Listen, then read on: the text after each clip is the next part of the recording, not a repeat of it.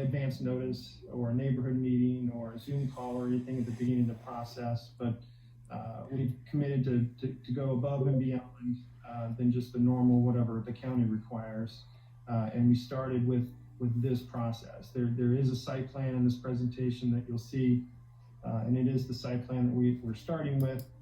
And the reason why we're here tonight is to get input from y'all, and able to move forward with your comments and the applicant. So what I'll go ahead and do now, unless anyone has any questions before we start, I'll go ahead and mute us. I'll give a couple seconds. Are there any opening questions about the process or format tonight? No. Okay. What I'll also say is that if you were hesitant to give your email address tonight, at the end, the very last slide has our contact information. There was contact information as well in the letter, assuming you're here tonight because you received a letter from us. You can always provide that contact information privately to us, or share that with others and they can provide that to us. But again, we'll probably end with a slide with all of our contact information. So we're going to go ahead and put everyone on mute unless there's any other questions. Then I'll walk through the presentation. Again, with me here is Kurt Jones, who will be helping me as well through the presentation, and then we'll get to Q&A. Thank you, everybody.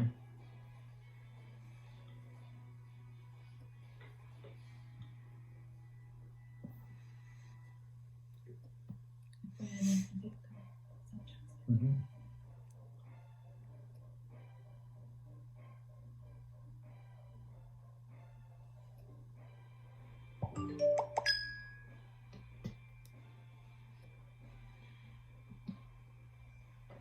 So I think most of you know the location of the property. It sounded like many of you from the 12 Oaks development. We did in fact mail a letter to all properties within 12 Oaks, which far exceeds sort of the county's minimal standards. But this gives you a highlight of the property. The total property acreage is about 180 acres. It'll have split zoning, residential on the northern portion, industrial on the southern portion. As you know, the bottling factories and distribution are to the east of us. City of Surprise subdivisions to the north of us. This is a close-up view of the site. Again, I think everyone sort of knows the context of the area, but just in case you're new or just breaking ground next week and don't know all of the ins and outs of what's going on in the area, we do have the bottling factories, distribution to the east of us. That's probably the newest kind of game changer for the area after the 303 came in. This gives you an idea of why the parcel is shaped the way it is.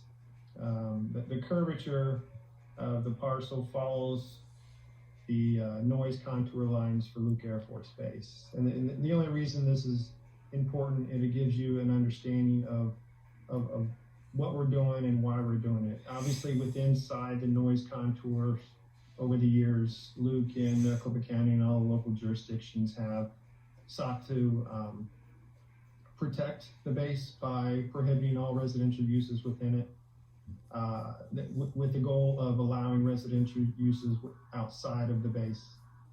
This exhibit shows the noise contour lines, but it also shows how we're bifurcating the property with 103 acres of residential to the north, 73 acres of industrial to the south. The industrial to the south, obviously makes sense with the railroad to the south, with the industrial uses that are coming in to the east and most likely closer to the freeway as well. Here's the site plan that was contemplated for the initial application. It shows the industrial portion to the south. There is no particular user picked out or specific type of industrial user located on that property today. The residential to the north shows you how the initial site plan lays out. It's got a large open space kind of track running down through the middle. Obviously different from what you guys have in the 12 Oaks subdivision, which is not much common area space, but you guys have larger lots, so you're able to recreate more in the backyards and outside the property. This is a little bit different in the fact that we've got some smaller lots and some larger open space areas. This will have about 19 acres of open space throughout the project, a mixture of lot sizes. In this general, the site plan may change over time, but this is kind of the general layout of the lots with 3 different lot sizes along the property. You can see the lot sizes on the northeast corner of the exhibit. I think you're all kind of familiar with Richmond American and the quality of projects that they do. They're going to choose, elevations and product types that fit within the area, not exactly like the 12 Oaks, given the lot sizes, but same type of quality that you're used to from this great company.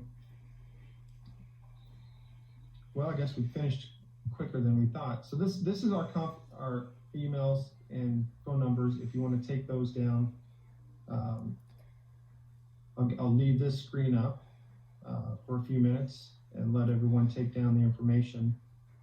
And then what I'll end up doing is going back to the site plan, because I think that's probably where most questions will come from. And then what we will do is go ahead and open it up for Q&A.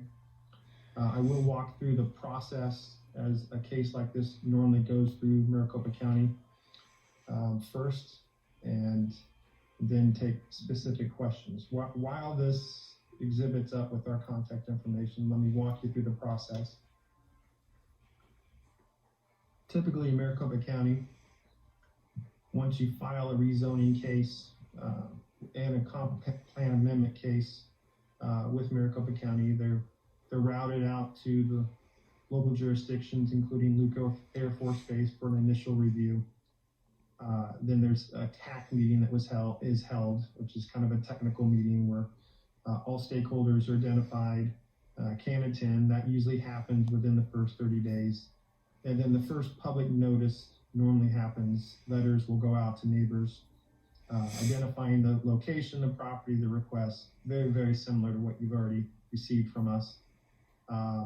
And then signs will go up on the property, basically saying the exact same thing. Those signs nor letters will have any sort of hearing dates assigned to it. And those dates are not certain yet.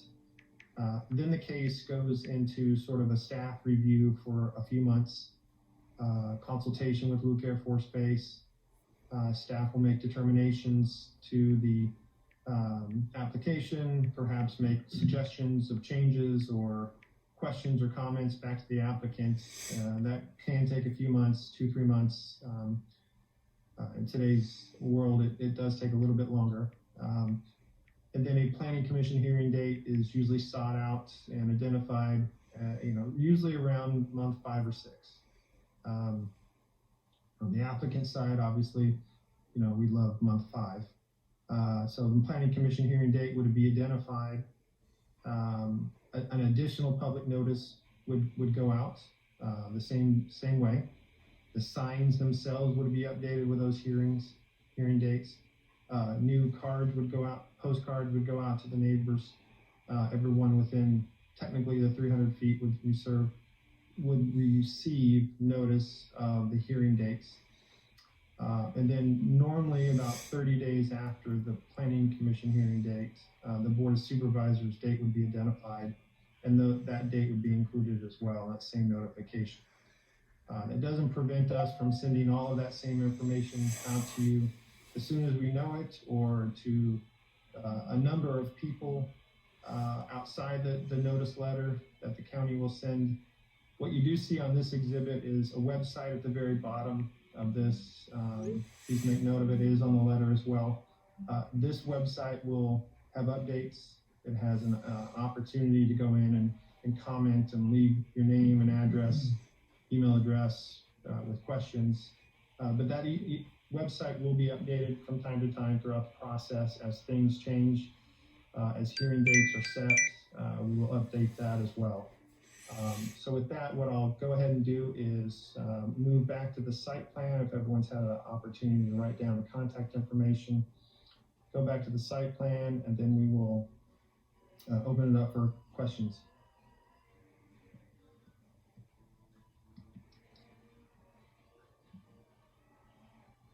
That's it. No, unmute. Okay, so everyone is unmuted at this point unless you've muted yourself. And again, I know this can be the difficult part where everyone wants to speak first, but if we can just be respectful of whoever's already speaking, and then just pause a second before you ask questions. That way we can get through everything tonight, and then in a courteous manner. So if the first person has any questions or concerns, again, this is an opportunity before the application is submitted to express a question, a concern, a suggestion as to things to do better. We certainly will write all of that down tonight and take that into account as we move forward. But we wanted to do this very, very early in the process and not wait to the end. So please go ahead. If you can start with your name, and then go ahead and with your statement. Hi, this is Kimberly Valentine. Kimberly. I'm curious. Hi, the square footage, it was roughly 1,800 to 2,640, I think is where it capped out. Is that right? The product, the housing product? The home, the property, the home. Yeah, so the elevations that we've provided in the websites are what the builder is thinking today. Now, as the market changes over the next 6 or 8 months, or when they deliver these a year from now, or two, hopefully a year from now, but maybe longer, those can change. So in the zoning process, we normally just zone the property for the lot sizes. Now, if the builder can build a larger property or a smaller property, that really isn't determined at I'm not property, but product. If they can build a smaller or bigger product on that lot pursuant to the development standards, the zoning won't specify what product size. Okay, so you won't be able to answer what the base price of the homes would end up being then either. So These questions are geared around my property value. I don't want my value to go down. These homes in 12 Oaks, anywhere from 700,000 to 1.3 million. I don't want the values to drain because we have smaller, less expensive homes right on top of us, which would fall within a 2-mile comp radius. You see where I'm going with this? Oh, absolutely, Kimberly. And what I can do is, I don't have that information right in front of me right now. I'm not an appraiser per se. I read them a lot, and I do know that a lot of comps do talk about a price per square foot. And so what I can try to do is get you the best projected price per square foot, lot costs, construction costs that is anticipated for the opening of this. It's probably a year and a half from now, and we'll get you that information to your email, and/or we'll put that in. So the other thing I wanted to mention, folks, is as these questions come up and as we have answers for them, what we'll likely do is add a Q&A to the website. So not only Kimberly gets the answer to this question, the website will be updated, probably not every day, but as we get the questions tonight that need to be answered with consultation from the client, or the client's consultation with the rest of their team, I'll go ahead and email Kimberly and let her know the answer, and we will update the website with that information. So I don't have that information in front of me tonight, Kimberly. It's a little bit of forecasting, I think, even by the client's perspective, but I will get that, what we have, and our best guesstimate to you. Okay, so at what stage of the game could we find out if they can shift or adjust this plan to put a green belt in between the houses that sit in the cul-de-sacs that are gonna share a wall with potentially 6 other properties to their side lot. Yeah, Kimberly, this So is. early for these questions, or? Yeah, no, this is the opportunity tonight to make those suggestions. And there's never a wrong time in the process. Clearly, earlier in the process, to make these suggestions, that, I will tell you, the more specific anyone can make a suggestion, the better off we all are, because then we can take those, 5 or 6 suggestions back to the drawing board, so to speak, with the client and say, how do we make these 5 or 6 things work in here? It's harder to say, well, they just generally hate it. How do I fix it to make it hate it, than it is trying to deploy these 5 or 6 things. So, Kimberly, the suggestion of a green belt in between the properties is now notated, and I will take that back to the clients. That's something that they consider. Thank you. I'd like to bounce off the Kimberly if possible. Go ahead, what's your name? My name is Brian, right? Thanks, Brian. So to bounce off of Kimberly's, have you guys thought about, instead of the smaller lots, possibly making a section of that larger lots, so that way we are not, like Kimberly says, having 3 to 6 houses along the sidewall? But I do like that idea of the green belt down there. I think that would even be better. Yeah, Brian, I think, again, tonight is for everyone to put their suggestions forth. The question of, have you thought of this, have you thought of that? I think the opportunity here, the site plan you see in front of you is sort of their first go at it. It doesn't mean that this is the final go at it.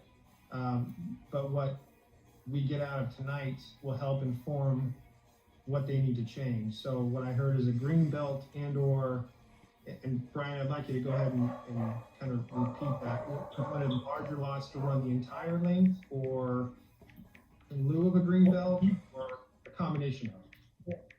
Or even the whole subdivision. I mean, the reason why we all bought in 12 Oaks is because of the acre lots. And so if Richmond America decided to continue on with the acre lots, I would have no problem with somebody being next to me as long as it was an acre lot. But I mean, if all in all, with transparency being going on here, is a green belt would be the ultimate idea if those lot sizes are going to stay the same size. Okay. I agree. A lot of other people agree with what Kimberly says. I mean, the reason why we bought in there is because of the acre lots. Yeah, no, Brian, I think you make a good point. And I'm not going to say no. I'm not going to say yes. I think that's a great idea, and I think it's something that's you're now speaker number 2, the second one suggestion it. So I think the clients will hear that loud and clear. I have a question. Thank you. Yeah, go ahead. What's your question? Sir, first your name, please. Hi, I'm Dean Rupay.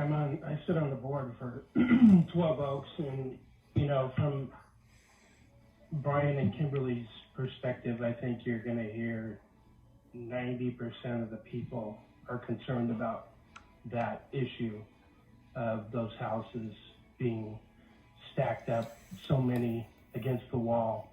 The green belt is one suggestion. If Richmond balks at that, I would think the next best idea would be single-story homes back there, so that 2-story isn't looking into the yards of the people that have bought on that side of the fence. So obviously, I think everybody would like a green belt between there, or bigger lots. But you guys developed, 12 Oaks to be single-family home or single-level homes, and then you come along and put in double, from what I'm guessing, double-storied homes. And I'm not sure exactly where they're going to go, but. Yeah, no, Dean, that's a great idea. I think it makes a lot of sense. And I think you're right. Typically in some of the subdivisions, and all you have to do is to look north of you, there is a mixture, in some of these medium density subdivisions, you have a mixture of single story and double stories, or 2-story. So I think it makes sense to assume that that's what they're planning to do. Again, nothing's off the table, so we're going to take that suggestion back to the client, regardless of greenbelt, larger lots, maybe a single story type restriction along that border for the first row of lots probably makes sense. It does to me. I've seen it done. But again, it's just another suggestion. Like I said, having very specific 5, 6, 7 specific suggestions to the applicant and have them try to work on that is almost always the best approach. I've been doing this for 20 years, and so this seems to be a very productive way of approaching it. So, Dean, I appreciate it. Okay, thank you. Next caller. William, it's Mike Ellinger. I think first off, a couple of statements and then a question maybe, but first thing I'd like to just say, I appreciate you guys being inclusive of us and listening to our concerns. I know you guys don't have to do that, so I appreciate it. I think my other statement as well is, this may not be ideal, but I'd much rather see residential here than a Red Bull facility. So I think we all got to take that into account a little bit. But at the end of the day, I think we echo what the other callers have stated. We fit in your guys' old model at Richmond here. So we would potentially have 6 houses next to us, and so either bigger lots or greenbelt, or I even like the idea of single-story homes there would be obviously a better scenario for us. And then, my other question is, right now today, the way it sits, we're told by our HOA that the wall that borders where you guys will build against is ours for us to maintain. And I kind of question what will happen once we have more homes up against the wall that's supposedly ours today. So I think that's all we have as far as we go on our stuff. Got it, Mike. And that's a good question in terms of maintenance of a common wall. I know we've dealt with it in a lot of other jurisdictions, and I'd have to just kind of consult with our team. I don't know the question right off the bat. It is your HOA responsibility for your own improvements. I don't know if typically a subdivision does a second wall and it sets it off a foot. So if there's a green belt, then there's got to be a big gap there, and you can maintain your own wall without any problems, and there wouldn't be any issues. But Mike, I'm going to have to get back to you on that and let you know. But I do appreciate your comment. I'll make one quick statement as it relates to sort of the compare. So 12 Oaks, as you know, was platted back in 2005. The land values back then were a little bit different. So, and not to get too deep in the weeds here with sort of builder developer financing, but land values were different. And when this was, if it was platted in 05, it was probably purchased in 03 or something like that. So making it work at R35 lots probably made a lot of sense then from a financial standpoint. Today, with these bottling factories in the area, the Loop 303 in the area, the prices have just gone through the roof.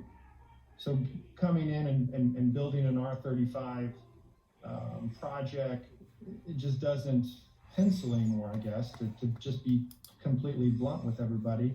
The industrial guys have driven up the land across the street. The 303 is now a magnet for higher intense uses. And so what I think our applicant is looking at this as more of a buffer between your kind of higher end subdivision, large lot subdivision, and the industrial stuff happening to the east of us. And it may not be the most desired buffer in terms of lot sizes or whatever, but it's much better than I think what a lot of people are anticipating for this corner, as it could be from a different type of use, multifamily, industrial, commercial type of thing. So, but Mike, I appreciate your comments. Again, this is another question I'll have to ask the developer and the builder how they deal with that normally, if in fact it is a wall-to-wall type of situation. Next Thank question, you. please. Hi, it's Kimberly again. Just out of curiosity, are they gonna be on regular city wastewater, non-potable, or are they gonna be septic like us? So we've got EPCOR Water and Sewer. EPCOR Water and Sewer was brought to the area to serve the large industrial users to the east. So I guess that's the only benefit is that utility across the area. In some ways I couldn't hear you. So are they on septic or no? They're not on septic, no. Are they tying into the city of Surprise or city of Glendale then? They're tying into EPCOR, which is a private utility. Yeah, I'm aware of who EPCOR is, that brings in drinkable water. I'm wondering about the non-potable. Is it going out through the city of Surprise or Glendale? I'm a little bit worried about annexation at this stage. That's why I'm asking. Okay, so Kimberly, EPCOR has both water and sewer facilities. Okay. So they'll serve water to us and they will take our potable water out. Okay, So there's certain areas where EPCOR only serves water. There's certain areas where EPCOR does both. Neither one are, as you know, a municipal provider. So the annexation is not required, nor is it anticipated. okay, thank you.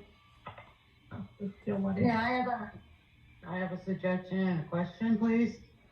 Go ahead. Your name, ma'am? I do, yes, this is Thomas Foote, Tominor Foote. Okay. I do totally agree with the green belt on the east side, or the west side, I'm sorry, on the west side. With the homes facing, the driveways facing the west side, so we won't have the backyard interfering with the noise. So can I have And a road back there too? yeah, greenbelt, just like we do on the south side of 12 Oaks. We have the greenbelt and a road with the front of the homes facing the road and the greenbelt. Okay. And my next question is on the industrial. What type of industrial are you planning on putting there? Because we already have enough traffic coming through Peoria with the Bull and White Claw, and there is no freeway access Recording it anyway, so. on Olive, exit enter on the 303. Yeah, Nora, so the industrial users, I think, as I indicated at the beginning, they're not really identified yet. That's why it's just kind of a big blue blob on the map that you have there. So there is railroad tracks on Olive. There will be access out on the Reams. But what we're going to do on this case is limit the uses and the types of uses through the zoning case, so that they're not heavy industrial uses. They're not obnoxious to your neighborhood or clearly to the neighborhood that we would be building just to the east of you. And so as we go through the zoning case, this is the type of process where we can limit the type of uses in this zoning case of heavy industrial uses, so doesn't interfere with your lifestyle. Do I know what exact uses today? I don't, but I can listen to the types of uses that the neighbors feel are not appropriate there, and we can propose that to the landowner in terms of restrictions. And then, Well, I don't want another Red Bull or White Claw type. Okay, so no bottling, I think is what. Well, anything with trucks, Big trucking. big trucking or trucks coming in and out. Medical buildings would be fine, some sort of that, but also put a buffer between, because there is a part of off of 159th Avenue, a lot that will be facing that industrial park, which should have a buffer in between for noise breakdown. Yeah, Norma, I think that is a great idea. I mean, the good thing is we can restrict and create a large buffer in the zoning case for that northern portion of the industrial parcel. I mean, we're trying to protect our investment as well with the future homeowners. As you can, we don't want any industrial buildings going up, next to those buildings. Or next to those new homeowners. So we will want to have you in mind as well. So a buffer along the north probably makes sense. I'll take that back to you. I'm sorry, say that again. That wasn't me, sorry. And we're about first-time buyers over in the new parcel you're talking about too. The smaller lots, are they entry-level homes? Well, I mean, as we indicated to you a few minutes ago, I think all we can do is forecast today what those homes are going to be. They're not going to probably be delivered to buyers for another year and a half. Well, definitely not a year. It's going to take us 6 to 8 months to get through this process, and probably 4 or 5 months to plat it and then construct. So you're probably 18 to 24 months before you enter the market. At that point, the market will kind of dictate whether it's a first time or a second level move up. I mean, we will have product diversity in there. And Rick, you guys know the quality of Richmond American. This is not going to be a low quality home. They're going to build quality home, whether it's smaller than yours or not. It's still going to have a quality home, which will drive up the price per square foot of the home, which will Yes, I understand that because we build Richmond American homes. Yes. Our company, but my point is with our property values, yes. I'm just worried because you say the 45 lot is actually only a 35 foot home width, and that's what our concerns are. And Yeah, I build your guys' houses, so I know what you're talking about, so. Okay, well, Nora and Tom, you probably know more about it than I do from the construction side, but what I'll try to do is try to get you guys, like I indicated to Kimberly, try to get the cost breakdown as best as we can forecast it, 2 years out as to what that is going to be. Answer my question. I don't care the rest of it. What's that? Oh, okay. Any other follow-up on that?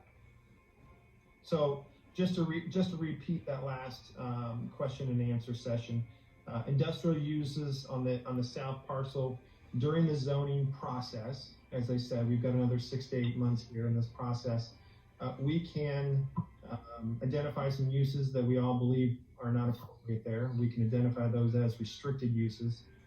We can add buffers in certain areas to protect any of the allowed uses from having negative impacts on your subdivision. That's for the industrial parts. As it relates to the housing product, starter, second home, or second move up, price per square foot, size of homes, all that will be, we'll give you our best guess and forecast and put all of those answers on the website as we get that from the applicant. Oh, go ahead. Somebody wanted to talk? I'm sorry, it's Kimberly again. I'm very inquisitive. I apologize. That's Based what we're on doing. what was said, it looks like the square footage is 1,800 to 2,640, but that's my question. The question I have is, the farm field that's due south of 12 Oaks, what's for back there? Is that part of Richmond too in the future, or is that not a concern at this point? No, Kimberly, good question. Yes. Yeah, Kurt's pulling it up as we speak. It looks like it's owned by Suburban Land Reserve, which is not an affiliate of Virgin Farms. so it's still owned by the same ownership.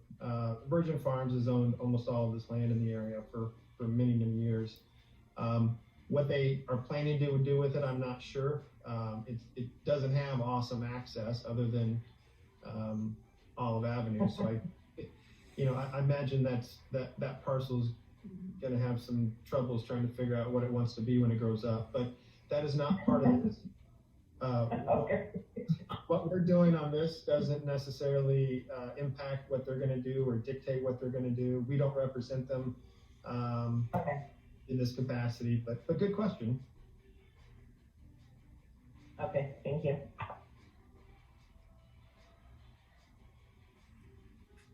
Hello, Yeah, go ahead. my name is Mike Clark, and I really like the idea of the Greenbelt idea.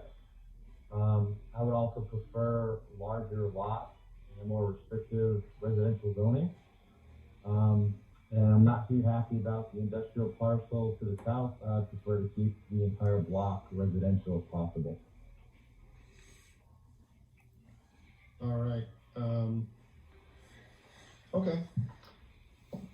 Well, I think, Mike, let me just touch on the reason why, these are just my initial thoughts, the reason why this initial application is not all residential is, as you know, and you can see here, West Peoria is our main access point for the residential neighborhood.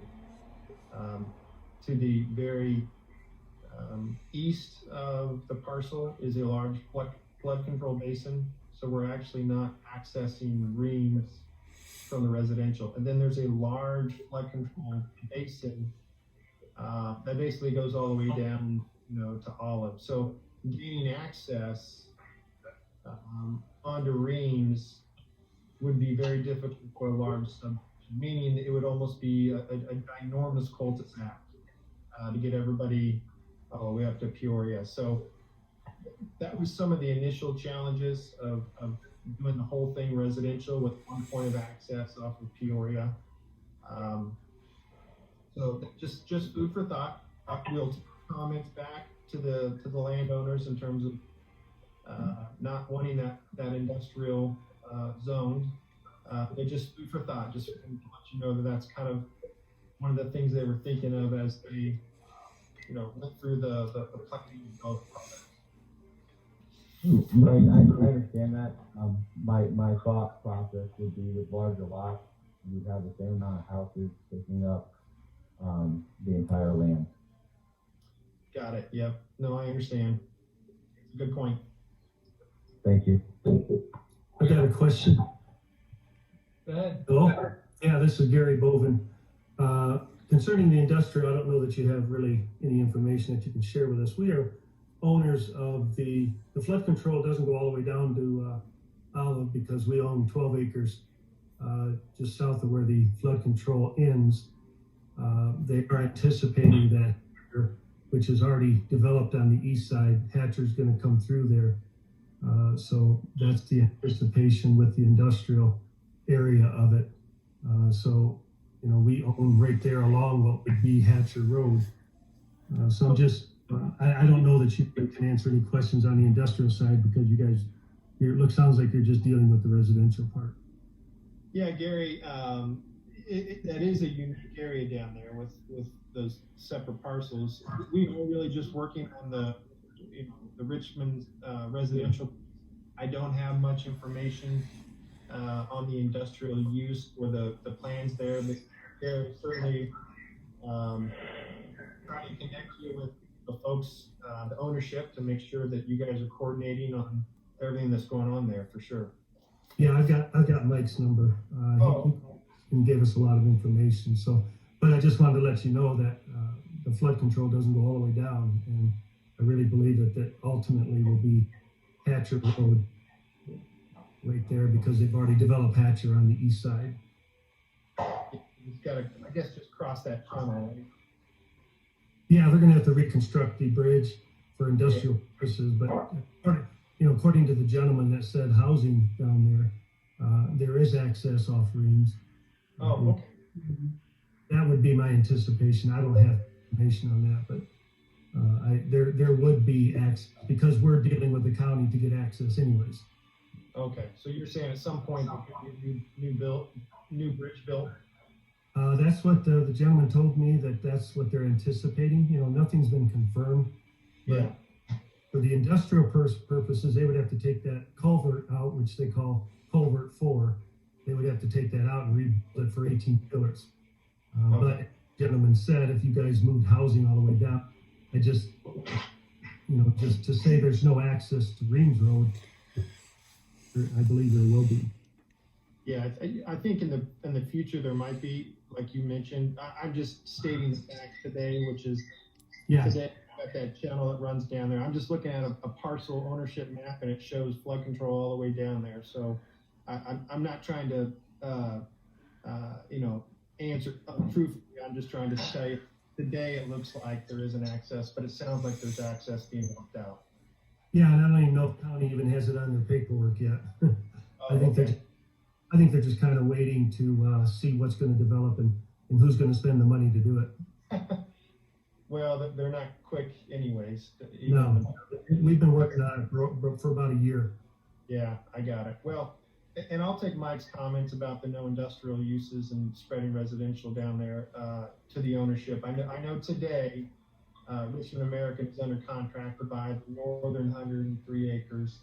So that's what they plan today for residential uses. And so if that changes down the road, Mike will definitely consider that. But I know today the contract between the two, the buyer and seller, is just for what you see. Yeah, and I'm not against either. I'm just kind of trying to figure out information myself. So appreciate having the call. Yeah, and Gary, I don't think we took your name at the very beginning. It sounds like you're already in touch with Mike Schwab, who probably has the most information. But our information is on the website. It's on PowerPoint at the end. Yeah. You got my name and you got my name and email, GaryBoven@gmail.com. If you need us to follow up with you on anything specific, please don't hesitate. I appreciate it. Thank you. Yeah. We've got about yeah, go ahead. We got about 7 minutes. We can go over if necessary, but just want to give everyone an opportunity to speak. Sure. It's Mike Elder. Just a quick follow-up question. Do you know for the proposed subdivision, is there any potential stoplights that will go in at the entrance of the new subdivision? So Mike, normally what happens is as we get into the case, like I said, we haven't even filed the case yet. Maricopa County, McDOT will do an evaluation of whether or not a stop. They'll take basically the number of units, the number of homes that we're proposing. They'll build in a model of the background traffic with the trucks, that are potentially coming from the subdivision across the way. And then they'll model it out for a number of years to see how much traffic, is going to build up over time. And then that'll tell us whether or not we have to build a traffic light, or whether or not we don't have to build one, or we have to build one in 10 years, that kind of thing. So the county will tell us what needs to happen. It isn't something that our applicant will say, this is an absolute today, we're going to do it. But as we go through this next 2 or 3 month initial process, they'll tell us what needs to happen. All right. Is it something you guys anticipate would have to happen, or you have no idea? Mike, I don't know at this point. Again, as I get into it, we're normally, like I say, I'm having this call maybe 3 or 4 months into the case, and I'm saying, hey, we're going to hearings next month. I just want to let you guys know that's normally the process. I haven't even filed this yet, so a lot of these questions just haven't even been asked or answered yet. So, but as soon as I know the answer, Mike will let you know.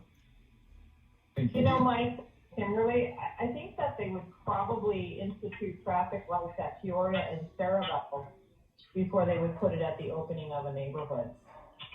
It's, possible. All right, you guys have your east entrance lining up with the PAD residential properties to the north and Surprise, and there's no traffic light there, and that looks a little more dense up north of there. So the other thing too, Mike, that the governments, all of the cities and counties, they don't want too many traffic lights too close to each other. So that'll be the other thing is they'll look at distances between, the first place they'll always want them is kind of an arterial to an arterial, basically, at Reams, is where they would, want it. If one is required at, somewhere else, then the traffic study would show that and require it. My gut reaction, honestly, doing this for a number of years, given the densities in your neighborhood and then the lack of residential densities as you go east, close to the base, I would doubt another traffic light would be triggered here. It's just my gut. I'm not an engineer. I'm not a traffic guru, but my gut just tells me the answer would be no. Sure. I appreciate that. Does the same regulations drive street lighting as well? Like in our subdivision, there isn't really any street lighting. I wonder if in the new subdivision there potentially will be some. You mean like street lights on the side? Yeah.